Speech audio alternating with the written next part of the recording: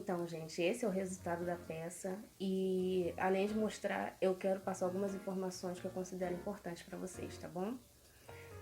Não sei se vocês conseguem ver daí, mas eu já tinha feito esse detalhe, essa costura em detalhe, tá?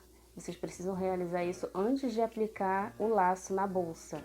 De preferência, assim que vocês fizerem o corte, já façam essa costura. Isso também é opcional, mas eu acredito que dê um charme a mais. Sobre a cola que eu usei é a cola de contato, mas tem pessoas que têm alergia ou então preferem usar outro tipo de cola, mas isso também vai da preferência de cada um, tá? Eu indicaria, se não fosse a cola de contato, usar a cola da Tec Bond. Se eu não me engano, é a número 3. Mas eu vou colocando aqui do lado agora para vocês uma outra opção de uso dessa necessaire e pode ser transformada em bolsa para o dia a dia. Nesse caso, eu indicaria usar tanto no corpo da bolsa como nesse detalhe do laço o material sintético, por conta do manuseio, que provavelmente será diário, a limpeza, que será mais frequente, então com o tempo o tecido de algodão vai perdendo um pouco da cor se você for lavar constantemente. E dá um ar de sofisticação também o sintético.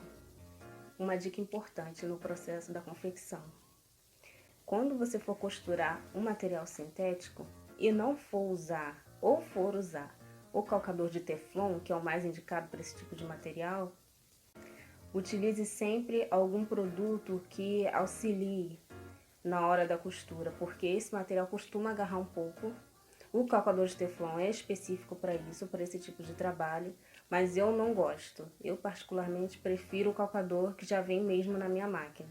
Então eu só acrescento mesmo o hidratante. Pego ali, deixo na minha mão, conforme eu for costurando, eu vou molhando um pouco o sintético e ele não agarra. Não tem problemas, não tem dificuldades nesse momento. Então essa é a minha dica, eu só uso hidratante. Aqui onde diz dobra do tecido, para você que é iniciante e sente que vai ter algum tipo de dificuldade na hora de fazer o pesponto, posiciona o molde já com as duas partes A e B, posiciona o molde sobre o tecido de forro e aonde diz dobra do tecido, você acrescenta 1 centímetro.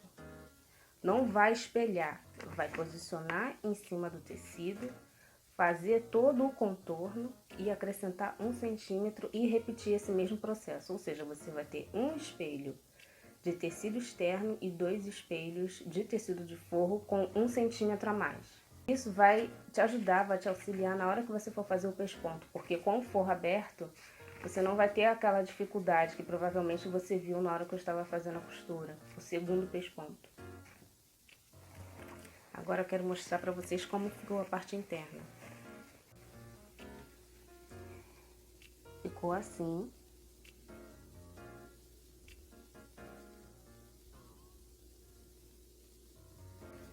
A finalização fica ao seu critério.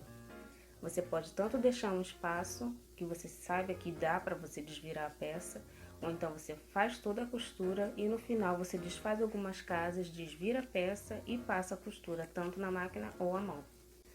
Sobre a máquina de costura, eu estou utilizando uma máquina industrial da marca Zoji 8000E. Mas como é um material maleável, né, o tricoline, e a manta que eu estou usando é R1, mesmo eu usando uma camada de sintético, é totalmente possível que você faça na sua máquina doméstica, caso você a tenha, tá? Se vocês ficaram com alguma dúvida, pode deixar nos comentários que eu vou fazer o possível para responder. Agradeço por você ter assistido até o final e deixe nos comentários o que você achou. Te espero na próxima aula.